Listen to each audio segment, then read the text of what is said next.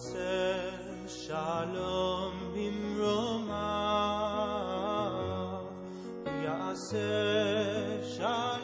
week we begin the book of Devarim, and I want to ask some fairly straightforward questions. Why does the book have the shape that it has? Why is it this series of speeches of Moses at the end of his life, a mix of laws, historical recollections, prophecies about the future? What actually determines the structure of the book as a whole? Secondly, we know that Devarim, before it was called Devarim, was called Mishneh Torah, which roughly means the second law, and hence was translated into Latin as Deuteronomy, Deuteros Nomos, the second law. What is the exact meaning of that phrase, Mishneh Torah?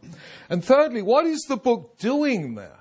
If you ask yourself, what is the Torah all about? Is it telling the history of the Jewish people? If it were telling the history of the Jewish people, it should move directly from the end of Bamidbar, where the Israelites have already won their first battles and they're now at the banks of the Jordan. It should go straight from Bamidbar to Sefer Yeshua, which talks about how they crossed the Jordan and entered the land.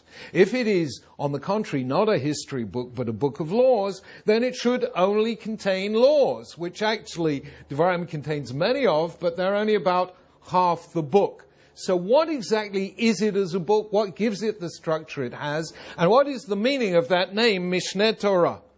And the short answer is fascinating, because sometimes you cannot get into a room because you've lost the key.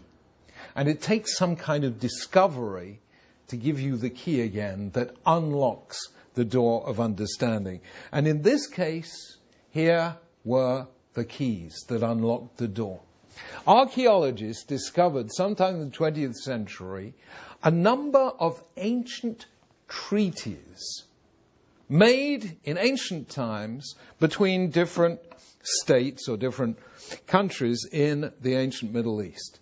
You have here, for instance, the Stele of the vultures, which was commemorating the victory of the ruler of Lagash in southern Mesopotamia, and he makes a treaty with the people of Umar, and the details of that treaty are contained there on that stone.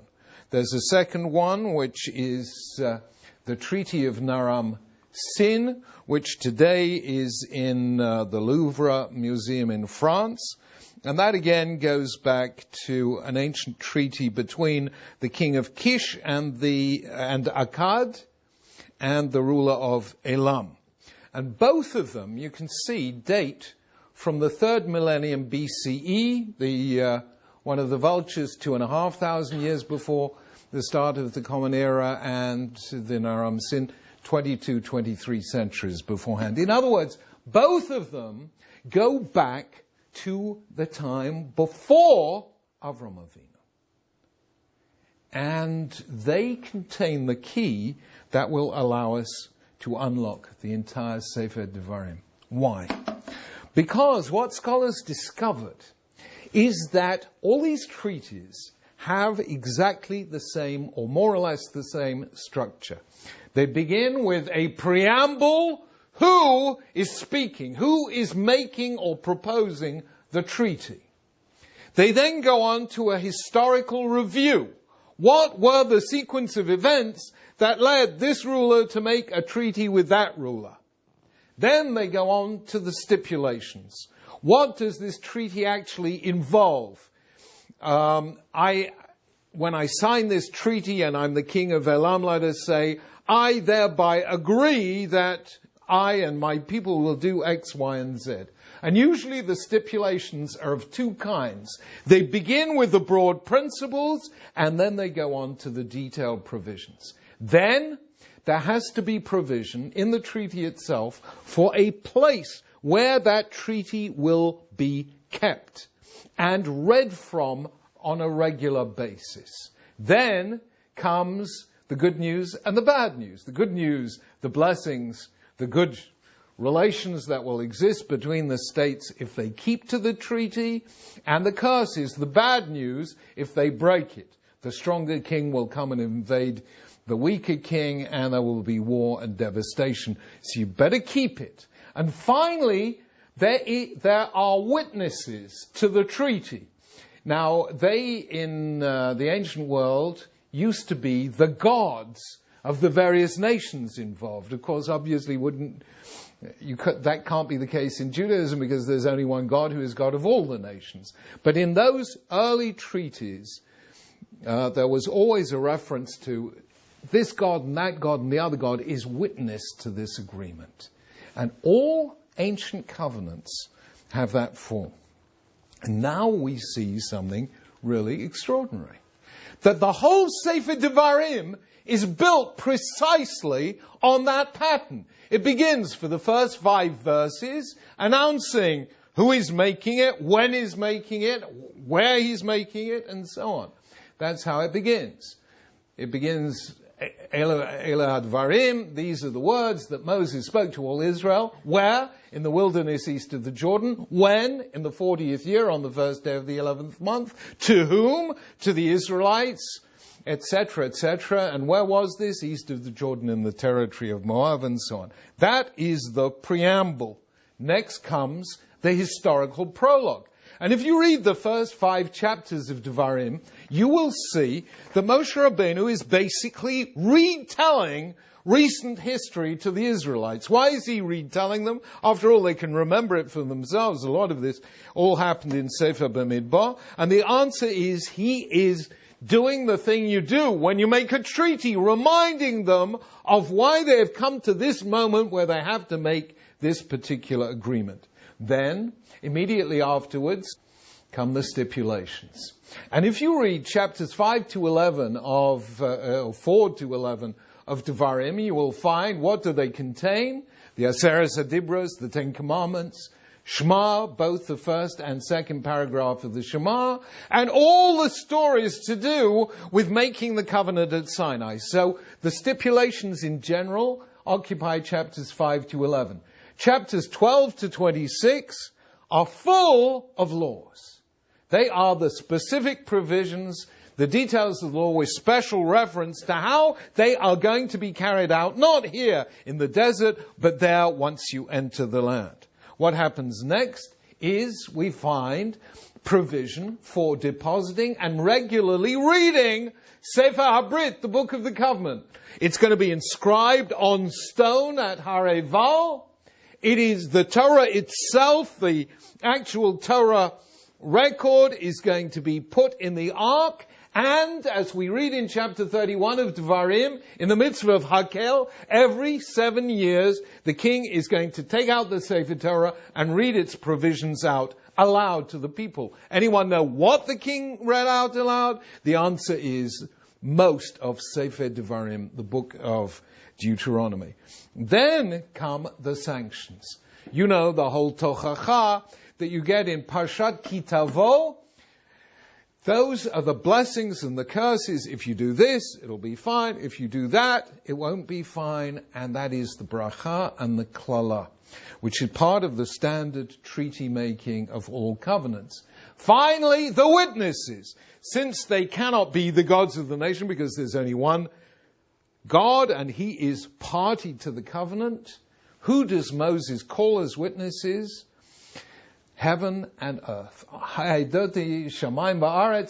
call to witness heaven and earth to witness this covenant. And he also says that this song or this book of Devarim, will be a permanent witness as for the covenant. And we then see, therefore, that the entire Sefer Devarim is this magnificent, vast, monumental text of a covenant. The covenant used to be a little thing. In Devarim, it is taken and expanded on the most vast scale, beginning with the preamble, then the historical review, then the stipulations, deposition, blessings and curses and witnesses. And if you actually study Sefer Devarim as a whole, you will see it fits exactly the pattern of what a covenant is supposed to look like. So there it is, the revelation at Mount Sinai, repeated 40 years later for the next generation, this time by Moshe Rabbeinu himself, played there by Charlton Heston, I think, looking pretty impressive in the part. This time it's Moshe Rabbeinu. Why? Because last time when God spoke, the Israelites said, please, you speak. If we continue to hear the voice of God, we'll die. It was just overwhelming. The sages say it was as if God had taken the mountain and suspended it over their heads. It's just too overwhelming to hear these things directly from God. But Moses does it here with the next generation on the brink of the borders of the land, and he renews the covenant. And now we can see something really quite extraordinary, that what we have here is a unique phenomenon in the entire history of religion. How the Torah takes a very standard form, a secular form, of a treaty between different powers. Abraham creates a treaty with Avimelech, king of Gerar. So does Isaac. So Yaakov makes a covenant with Lavan. He takes this secular thing, an agreement, and the Torah turns this into a brit, a covenant between God and a people. This is totally unprecedented for the following reasons. Number one, the idea that God would bind himself to human beings, absolutely unthinkable in the ancient world, but there it is. That is what the Torah says. God says to human beings, I want you to be my partner in creating this new society. Secondly, all ancient treaties were made between rulers. The king of here meets the king of there, and they do a deal. In the case of Torah, every single Jew was to be a partner. And that was not only true at Sinai, it was true every 7 years when the covenant was renewed. Hakel et ha'anashim ve'et ha'anashim ve'et ha'taf. Men, women, and children, all partners. So you have the beginnings of what later in our lifetime, in recent history, became known as a democratic society where everyone is politically enfranchised. And thirdly, it then followed that every single Jew, since every single Jew is party to the covenant, every single Jew has to study the covenant, has to live it, is responsible. The principle of Kol Yisrael Arevin Zelazeh, all Jews are responsible for one another, or as they say in America, we the people. This society depends on each of us shouldering responsibility. All these things never happened before, never happened subsequently.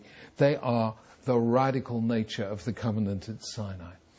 And we now understand exactly what the words Mishneh Torah mean, because that is what the Torah says about a king. A king had to, Vaya kishivto al kisei mamlachto, that a king, when he became king, sitting on the throne of majesty, v'katav lo et Mishneh Torah azot, he had to write a copy of this Torah. And what this Mishneh Torah means is, this is a copy of the covenant document that bound Jews to HaKadosh Baruch Hu in an unbreakable bond of mutual responsibility. God promises to care for Israel if Israel promises to care for God. That is the nature of the book. And we now see exactly why it's so important. Normally, we think of the Torah actually divided into a whole series of books with no particular connection between them. But now we can see actually the connection between them is fundamental. Bereshis to Bamidbar, the first 4 books of the Torah, are all leading up to this great moment where Moses renews the covenant with the children of Israel at the banks of the Jordan just before they enter the land. Then comes Sefer Devarim, the covenant itself, and all the other books of the Bible are the story of what happened to Israel when they kept or when they failed to keep the covenant. When they kept it, things went well. When they broke it, things went badly. It turns out that Devarim is the key axis on which the whole of the Bible turns, on which the whole of Jewish life turns. I hope I've been able to show to you that Sefer Devarim is brilliantly and perfectly constructed, taking this very simple form that we find on ancient inscriptions of a treaty between two powers, turned into this majestic, unprecedented, unparalleled moment where God makes a covenant with a people and says to them, I will be your God if you are my people. That is Sefer Devarim, and let me wish you all Shabbat Shalom.